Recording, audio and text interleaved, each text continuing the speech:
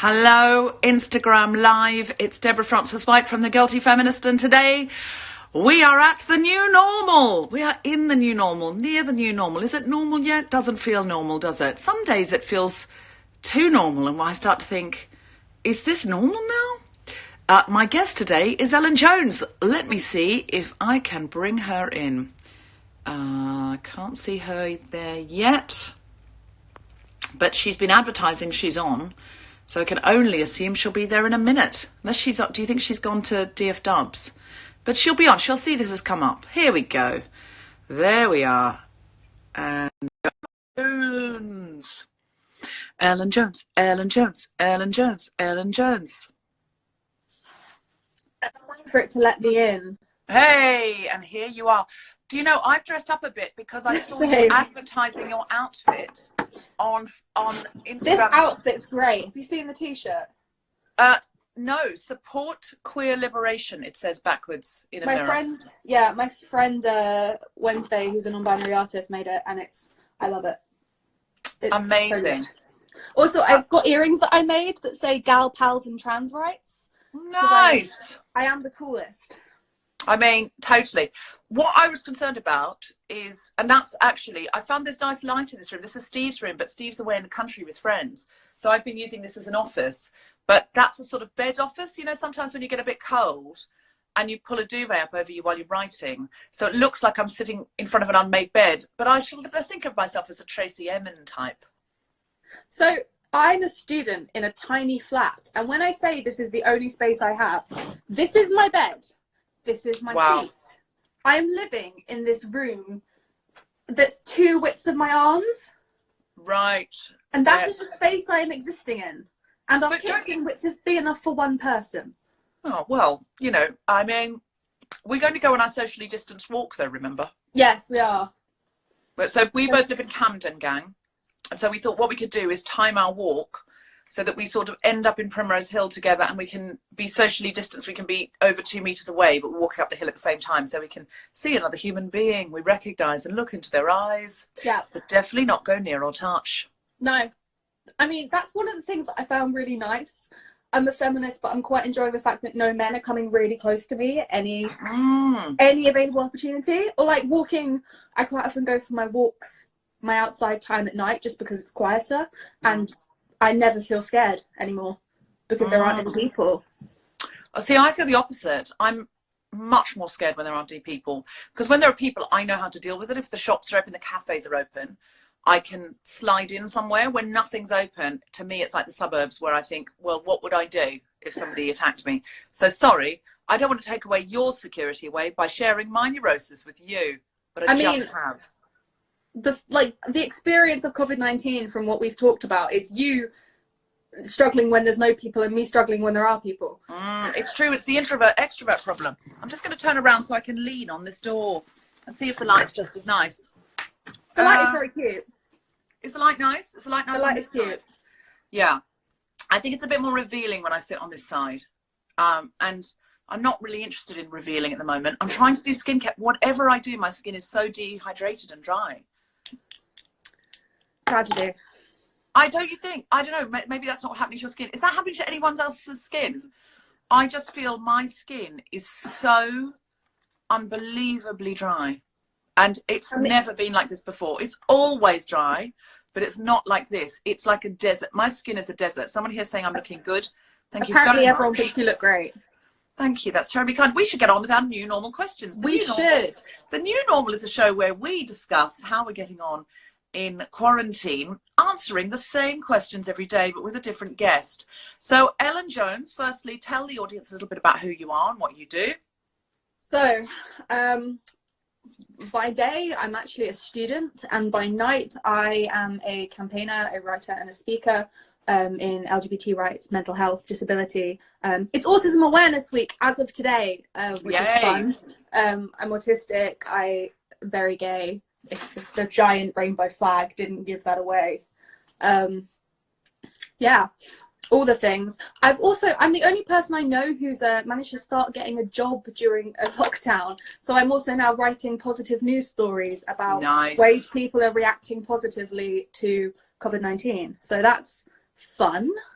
Wonderful. I just saw John Krasinski, because I went to bed last night, and my friends in Australia and Los Angeles were at a different time of day, so they were processing news. I don't like the light as much this way at all. I really don't. I feel it's very intrusive. I'm going to turn this way and see how that works. I'm a feminist, but the priority is how I look in the light. Oh, completely. I mean, not know that about me. I am sat in front of the window intentionally. Yeah, I feel that's quite good. There's a little bit of bounce on the glasses, but I'll live with it because it's you know, it's quite, yeah. I mean, if I take these off, I can't see you, so. But yeah, it's a good look though without eye makeup. Yeah, so, I that's mean, the problem. Who needs to see when that makeup is there, to be honest? I mean, you've seen me. You're looking at the same thing. Nothing's going to change. So I might change because of the light. But yeah, I went to bed and I was talking to friends in Australia and LA, and that was their day. And so they were processing news and things. And I got chatting to them and engaged with them about COVID news. And then I could not sleep because I heard some things that I was like, oh my God, that's terrifying, blah, blah, blah. And so when I woke up this morning, someone had posted, Anna actually, who does our social media, she'd posted a John Krasinski Good News show where he was sort of showing this sort of sentimental and lovely things that were happening around the world, and only good news. And I just watched it. It was 50 minutes long and I wept. And it really healed me a little bit. So why are you making that face? No, firstly, someone upstairs has started singing, and she's actually quite good. This is the problem with everyone being home all of the time. Oh, right. No, and the person who lives in the flat below, their computer monitor is directly above my bed, below my bed. Oh. I know. You hear the bipping. But also, she's really good. But it's just like, shh, quiet. Yeah. Well, we can't hear it. We can't hear it. We'll pretend. Excellent. That's slightly what I was worried about. But see, I'm not much of a crier. I had to have a shower. Maybe this is why your skin is so dry. No, because surely that should moisturize it with the moisturizing Yeah, but if you're tears. crying, you're dehydrating yourself. Maybe. So I'm not crying that much. I'm not crying that much. It's more like a sporadic weep. It's not like I'm just sitting here all day losing the hydration through tears. But I did have a weep earlier because I read. My mum's here watching and says that John Krasinski is a lovely man. I mean, watch the show. You will be You'll be enchanted. I'm not saying he'll turn you, Ellen, but I am saying he'll give you pause. My mother would be thrilled if that happened. No, no, she wouldn't. My mum just is slightly disappointed that whenever we watch any sort of actors or like awards shows, and she is always like, "He's lovely, don't you?" Like, not even him, and I'm like, "No, mum." Not even him. That's the thing about lesbians. That's a great homemade goggle box that you could make honestly, with your mum remotely through the quarantine, which is called Not Even Him, where your mum sends you clips. Do you know? And I'm like, no, mum, no. Not even him. Hashtag not even him. This is going to catch on. So we should get on to the questions. Yes. Question number 1, Ellen Jones. How the hell are you? I'm surprisingly okay. You're all alone, aren't you? I'm all alone. Sorry. And Sounds like I'm trying to provoke you into not being okay. And I'm all alone out of choice, which is... So I went back home for a little bit, for a week. Mostly, I think the thing is, the reason that I'm okay now is that I was stressing before everyone in the UK was stressed. So I was kind of ahead of the curve. So I was having a breakdown 2 weeks ago. Right. Because... my mum's got a heart condition and is a teacher, and she was still teaching because there hadn't been anything to basically, and everyone was treating me like I was crazy, and everyone was going, "You're like, don't be ridiculous. You're making us panic." And I'm like, "Yes, you need to be panicking more. You need to be panicking more because then basically the government advice changed about who was at risk and who needed to be at work because they realised they were going to kill a lot more people than they should have. And then I was able to. They should kill no people, really. I know, and they got ideally they should. They got their modelling wrong, and they were accidentally going to kill 250,000, according to Imperial. So that's why I was. I'm going to have to watch the John Krasinski show again after this. So, but they changed they changed their advice basically because they realised they'd messed up, and I was having a breakdown for a good, 3 weeks ago. Right. And so now I feel like I've done a lot of the processing that people are doing now, So I think I have a lot of probably advice about that, I guess, because I'm okay. Like, I'm perfectly chill. And I think also there's a weird kind of guilt about the fact that, so being autistic, being in the outside world and interacting with people takes up all my energy all of the time. So actually, I'm one of the like most productive I've ever been. Oh, you've frozen. One sec. You're back. Am I I've been back? thinking about this a lot. Yes, someone tried to call me on house party. Well, they can't. I've got you. Yes, my that's what I house said. party.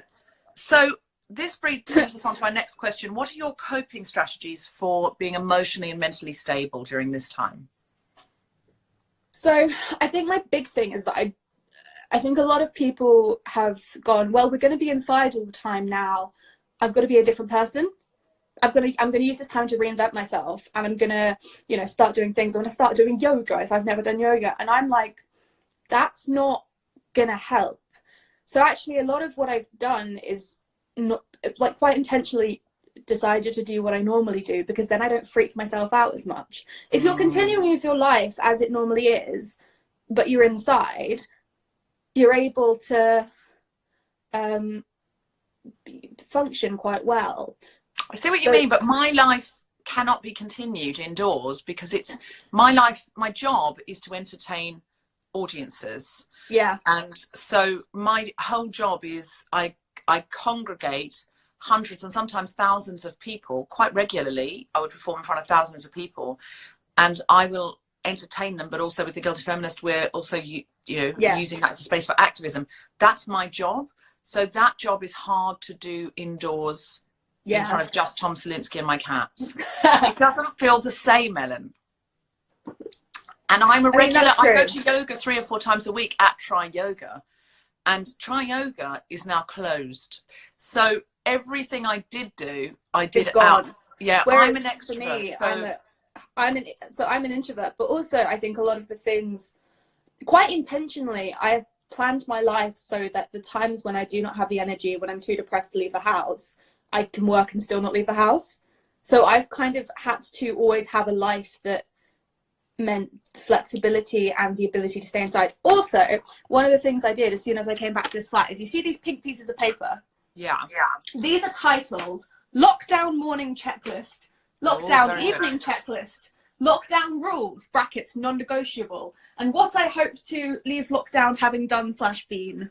So there has been like an element of like masterminding with the, like, I've got this time, you know, I've got to write a dissertation, I've got to do all this stuff, but I think I tried to set some intentions for it, which is a lot more kind of wankery than I'd like, but it's actually been really helpful.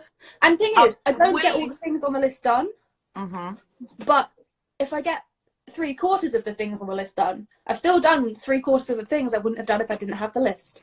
That's so true, Ellen. Could you read out, we don't have time to hear the whole list, but could you read out 1 or 2 things and then maybe take a picture of them and make a story for after this so people can look at your intentions? Which list do you want to hear? What the non-negotiables? Okay, number 1, ring mum and granny daily.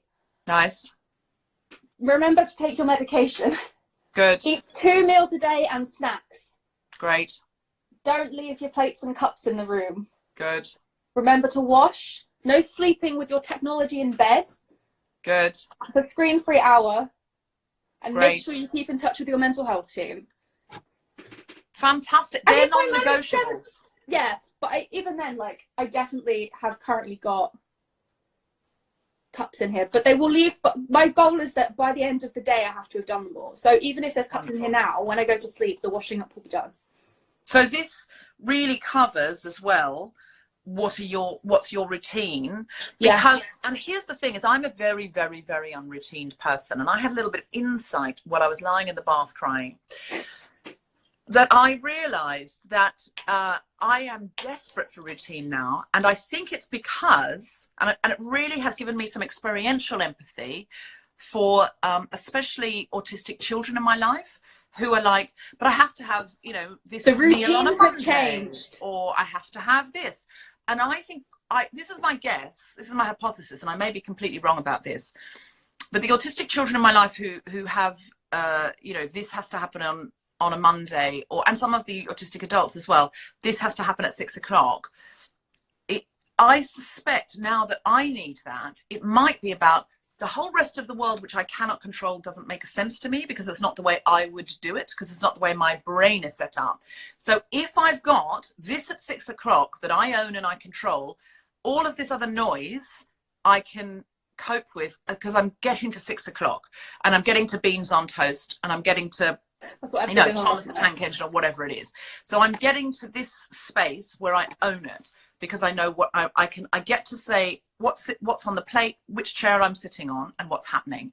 And weirdly, I have, not weirdly, but interestingly, I have become like that a little bit. And I think it's because now the world doesn't make sense to me. The world always made sense to me. Therefore, we sit there, we sit here, we eat at 7, we eat at 9, we have this or we have that, because everything else makes sense and I get to control a lot of my life. And now I'm an extrovert who's been pushed inside, which is a bit like pushing introverts out onto the stage every night. If introverts had to suddenly give a stand-up show every night, they would be freaking out, and I am freaking out because I have to be in my house every night. So it's about new models. Is there anything possibly in that, or do you think some autistic people need routine for other reasons? I mean, so there's been a lot of talk in the autistic community about kind of us watching neurotypical people and people who aren't autistic going, you judge us when we have a response because our routines are changed or something changes outside our control. And you're doing exactly the same thing. It just took more to do it. But I think there is something in that. I think more. I think it's different. I think the whole world is set up for the neurotypical. The whole world had to change. Whereas for me, like, a thing that could trigger a meltdown might be something as small as the lighting of the place. Mm-hmm. So I think it's different things. And I think also it's definitely, this whole situation definitely affected a lot of autistic people. I think the reason I have that list is because I spent the first week of lockdown doing nothing because my brain couldn't, I had no executive functioning skills. So I wouldn't, like, even like knowing that you need to cook a meal, I wouldn't end up eating till like 9 p.m. because I just wouldn't think to make the food. Because if I've not done one thing, then I can't do any of the things. Right. And also the other thing is, like, a lot of autistic people have like safe foods and things like that. And because of the hoarding and because of the lack of access to supermarkets, it's really difficult for a lot of us to get foods that are safe foods that we feel like good eating. And that, you know, if everything else goes wrong, we can have this food that's safe. But a lot of us can't get that because everything's gone. And often they're quite like basic foods, like bread, or like, it could be anything, but oftentimes they're bread, or they might be something from like a certain space. So I've got friends who have like McDonald's fries, and McDonald's is closed, and so that's like another level of like safety and comfort that's just gone. Which is really interesting. So it's disrupting autistic people's routines. Yeah, but I think we've got more skills to cope with it a lot of the time, because we're so used to things causing this. So for me, I found that actually I'm very consciously employing all of my coping skills. I'm actually consciously trying to do it. Could you help us? What are your coping skills? Could you share them with us? So a lot of it depends what it's for. A lot of it's to do with like forgiveness and like not beating yourself up and not expecting everything of yourself if like you can't do all the things, or that if I have I spent a long time crying, especially 2-3 weeks ago, where I was literally sobbing and sobbing and sobbing because I couldn't get anyone to listen to me. And was your skin very dry? Yes. Through that? Yeah. There you go. Yeah, my skin is... It's the weeping. Yeah, it's because the tears contain salt. God, you are a mine of information. I know. We're learning so much from you. Anyway, so when you were crying, you were in this space. And now I'm like, I needed to do that, and that's okay. Like, even though other people at the time were like, that's a bit premature, I'm like, no, actually, that's okay. It's And what also, I not doing what you... for example, I'm not a morning person. You'll be lucky to get me awake before lunchtime. So I don't expect myself to do any work before 2 p.m. Like, I will not get any work done. So that's something I always know. It's kind of employing the same things. Also, I go for my hour of state mandated exercise, which is, and that can be a walk, but I also take my skateboard out quite a bit. And I go skating around Camden, which is quite fun. Although you do get some strange looks from people when you're purple haired and on a purple skateboard. I do look a little bit like a comic book character. People are just, I tell you, people are being like, wow, she's cool.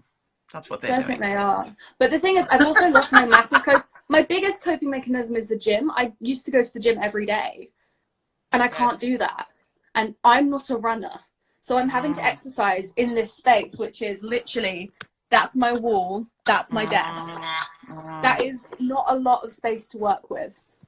No, and that's trying. Because if I wasn't able to exercise at the moment, I genuinely don't know what to do. And again, I'm not someone, like, I'll go to yoga 3-4 times a week, but if I didn't go to yoga for a week because I was on tour and it just didn't happen or whatever, it wouldn't be the end of the world. At some point I'd start to need it.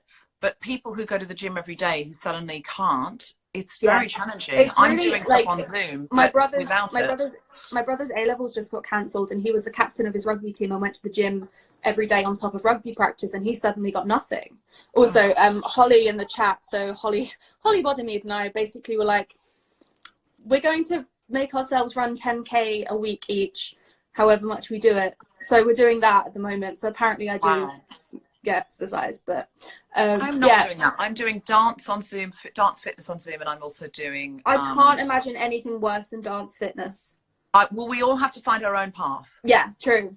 But I mean, I am very much enjoying it. I mean, I'm not good at it. I cannot do dance fitness. Not good at it, but that's the reason I'm doing it, is I want to get more in my body. Same as running. Me and running, like, no skills.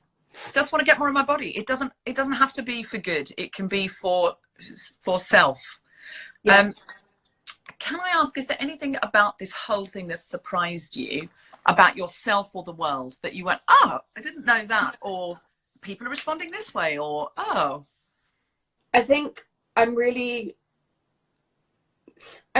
proud of, like, the resilience of myself, but also my communities. So one of the first things that happened as soon as we realized that we were this was pre-lockdown, I think, but I am one of the organisers of an event called Fire and Pride, which is a global digital accessible pride. If you search at Fire and Pride, it will turn up.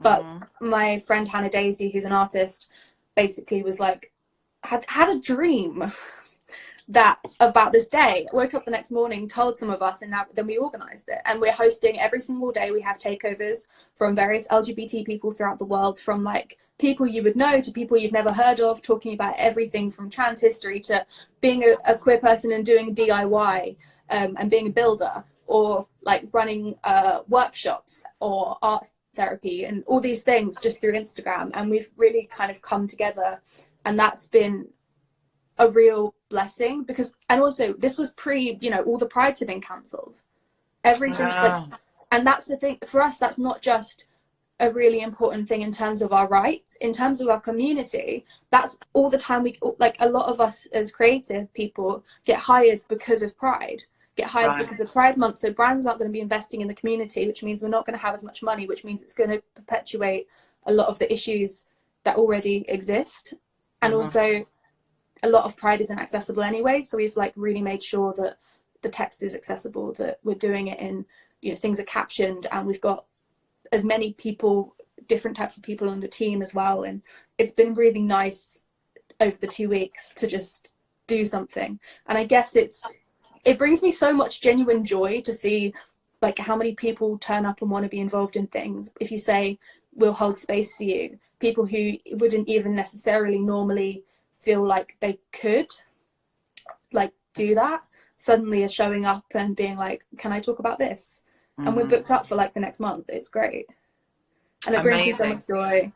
People are asking for the link, and can you make a story after this and at The Guilty Feminist, and then I'll share it. So after this there'll be a story on our Instagram, on the Guilty Feminist Instagram, and so that you'll be able to find it.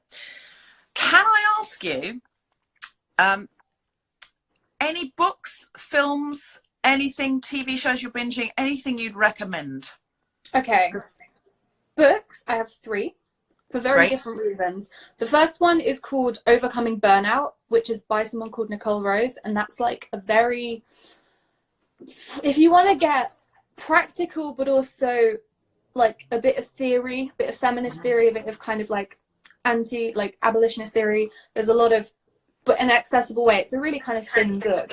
I just need to let my cat out the door. Can I see the cat? Yes, Seymour, yes. But he's ripped up the carpet, so I can't get the door open now. Hold on. There's Seymour. Hello, baby. Hello. Hey. That's Ellen.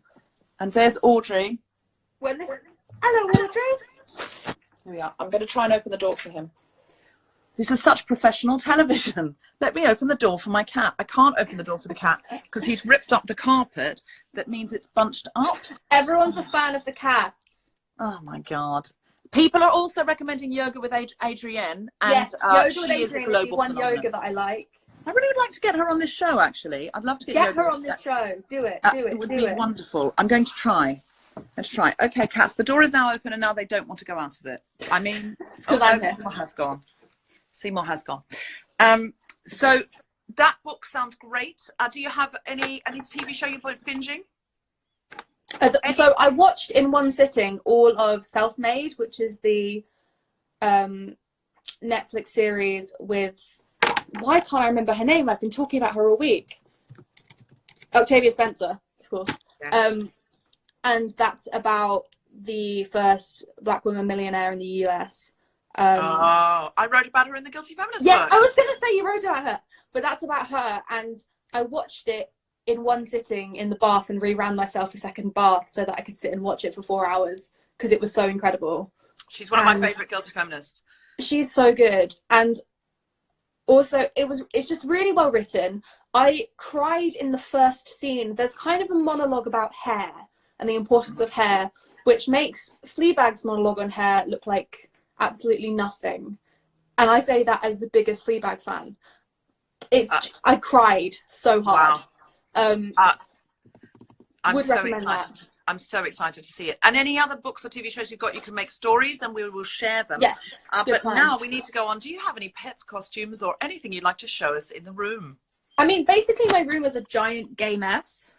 So like a giant gay mess we will take. Like rainbow flags. Somebody here is just saying they're very jealous of my Diet Coke. That's a rainbow light with a rainbow thing with a rainbow thing with a rainbow bunting. There's a lot of rainbow going on. Wonderful. That's my favourite thing in my room. That glass thing. What is that? So, didn't drop the glass thing. It's basically like a glass. It's a glass thing that's made for me. My godfather, who's like a proper. I only see him when I go to Stratford when my dad's going to West Ham matches. And he's from Merthyr, and he's a proper like bloke. And he got that for me for my 21st, and he was like, I didn't know what to get you, but like I wanted to show I was supportive of you being gay. And like all the like blokes in pubs are not what people think of when they think of supportive people, but that's like one of the places that I feel most comfortable. And it was really nice that someone who I don't see him very often, and I don't like, you know, we don't ever talk about me being gay, but it was just a way he was like, I got this for you for your 21st. And wow. I know, it was really nice, and he's lovely, and he has cats. So can I just say that a lot of people seem to have picked up on giant gay mess. People are saying their rooms are giant gay messes, and also someone says, I'm a giant gay mess. Yes, so I am. That might be your t-shirt, because every day, whoever I interview, based on something they say, a turn of phrase that sticks out, the merch store are making a t-shirt, and any of the proceeds, they not take any profit, the proceeds go to you. So it will say giant gay mess, and then it will say X and a Jones. Honestly, giant gay mess is, I'm so messy. That's the thing I'm struggling with most about this whole thing, is living in a space that I can't escape from, because I am untidy. I'm untidy too. I'm untidy. The living space I keep tidy, but my room, I've never ever been able to get a handle on my room ever. But check out the t-shirts. They're actually on the merch store, and it goes directly to the artist who we've had on, the comedian or activist we've had on the show. Alison Spittle's t-shirt says, "Don't get COVID for a flake." Because she said she's hoarding her flakes in a way that she just had one, and she said, "Now I'm on very your mindful." website. There's a photo of me on your website. That's really cute. Anyway. Yeah. So if you go to the Guilty Feminist website, guiltyfeminist.com, and it'll take you through to our merch store, which is part of the merch store. And Steve Alley's got some amazing t-shirts there as well. It's ours. And then you can see every one is by a different person. If the artist, the comedians, thinks they're doing all right for money, then we give it to another artist, comedian in our network who needs the cash. Like a sort of hardship fund. So I'm going to ask you now, this is the most popular question on this show. Oh God. Tell us a dark thought or low moment you've had. And this could be anything from, I've just decided the whole state's going to turn into The Handmaid's Tale, to I cried because I looked in the mirror and thought there was someone next to me and there wasn't. I mean, just anything, anything. I mean, there are two. One was like, my mother is going to die, and my grandmother, like, who live, basically, my mother lives with me and my grandmother lives 1 minute around the corner, and we are like the main carers for her. And they both have chronic health conditions, and my mum was having to go into work, and I was really like paranoid and being made to feel hysterical because I knew I was right. I knew I was right, and they were like, the government has said, and I'm like, I don't care what the government has said. I know more than the government. Like, I think you did. I would run better than the that government. would make you sound like a conspiracy theorist. Yeah, like, I know more than the government. Like you're sort of on a laptop going, I actually have a vested interest in the well-being of people I know. Yes, I mean, this government, to be fair, it's not that it's you care. I mean, we all care more than the government, but I know more than the government said hysterically does make you sound a bit like a conspiracy theorist. But when you've been thinking about everyone dying for a while, but the other thing that I kept thinking is when I was driving back, well, my mum was driving me back to London, and they were announcing that the Excel Centre is being made into the like the big hospital. And in my brain, right, you know Black Mirror? Yes, I know think of Black Mirror moments at the moment. You know the Bees episode when they're laying out all the bodies in that big warehouse at the end where they're that's what my brain keeps seeing in the Excel, because I'm fairly certain they filmed it at the Excel or somewhere like that, like a big warehouse, just like miles and miles of bodies. That's what I've been thinking of. But then I went and watched I don't know if there's someone called Ask a Mortician on YouTube who makes videos. They're a mortician, and she makes videos about the good death, and she basically have watched her videos about death in COVID-19 and the fact that we do actually have an infrastructure for funerals and things like that. So that reassured me. If you want to feel more chill about death, like, ask a mortician. Okay. That's what I would say. Wow, that's the bar now. Let's feel more chill about death. Let's have we should get a mortician on the show. You should get her John on. Was saying Nightingale. I made a little video to welcome NHS volunteers at Nightingale. Jonks, do you want to put any other details you've got on that in the box? Now, Ellen, thank you for telling us your dark moment. It is scary, and people are now asking for 2 t-shirts from you. One giant gay mess, and the other one is I know more than the government. I'll ask lovely Hannah from the merch store if you're allowed 2 t-shirts. I don't know. She might say yes. She might say yes. That's hilarious. Yes. Auntie Andy is saying, I know more than the government, as well as big gay mess, please. I think it was giant gay mess, but I don't know. Giant gay mess. I mean, I'm here for it as long as the gay and mess are there. What do you prefer, big gay mess or giant gay mess? Big gay mess. Big gay mess. Okay. Because it's all monosyllabic. It's true, and I like rolls off the tongue big better. Gay mess. Yeah. It rolls off the tongue a lot better. Okay, Hannah, if you're watching, we're going for big gay mess, and ideally, I know more than the government. I mean, I didn't specify about what. I mean, Bruce, I'd probably know more about them from about lesbians than them. Yeah, exactly. Rubes Walsh says this giant gay mess knows more than the government. Nice. Ooh, yeah. Nice. So thank you for sharing that. It's really reassuring because other people are having these things, and all we're live streaming is the moments where we're going, look, I've made a cake, banana bread, and we're not. No one is live streaming themselves in really the fetal gross position. selfies I can share on the story to prove that I do in fact have a soul and cry. No, you don't. You know, like we all get our fancy glasses on and get on. Oh yeah, I mean, I do actually need them to see.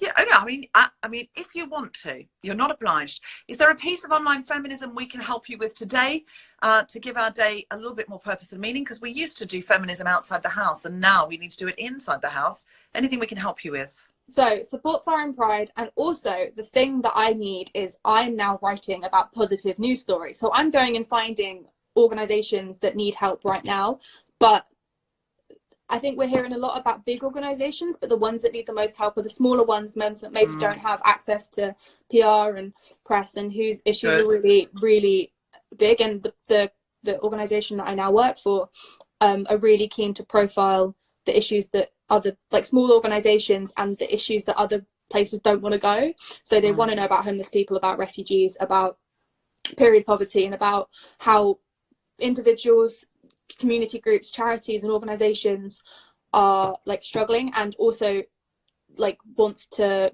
provide a place for a call to action. So if you have a group, or you know of something local to you, or someone that needs something, and contact me, because I want to be able to use this new platform that I've got to talk about as many things, and to get people to. It's the perfect job for me. What's the platform called? Can you plug the platform? Yeah, so it's called Smiley Movement. I discovered that the smiley face was a registered trademark on Friday, and essentially there's a Smiley Movement and a Smiley Network, and they're slightly different things. But I'm going to be creating Smiley News, which is positive news outlets. Hopefully starting tomorrow, so that'll be really good to get going and to get sharing, because I know that although everything's rubbish, like in some ways lots of stuff's rubbish, and we can't change all of that, but what we can do is use that energy and that anger and that fear and that sadness, and we can use it to like kindle some hope, and hopefully we can grow that into something more positive. And I hope that the things that come out of this situation, like whether that's listening to disabled people more, or whether that's realizing that we're not as safe as we like to think we are, and that actually you can go from absolutely living a comfortable life to expected to live on £94 a week, that the infrastructures that we think how much we need the NHS, teachers, how much, and how you don't necessarily know someone's vulnerable by looking at them in terms of health status, like lots of different things. And I hope that although this is rubbish, and I wish we didn't have to learn it this way, that we will realise that the structures that exist right now are not sufficient. Wonderful. And never You've have answered been. You've answered the next question. Of course When John Paul says if you want to Google it, it's NHS Nightingale at Excel. There's 4,000 new hospital beds for COVID. They're the exact details of the Nightingale Hospital. So can I ask you, what are you looking forward to most when we get out of quarantine? What are you going to do? Firstly, I have a group of queers who go for pancakes.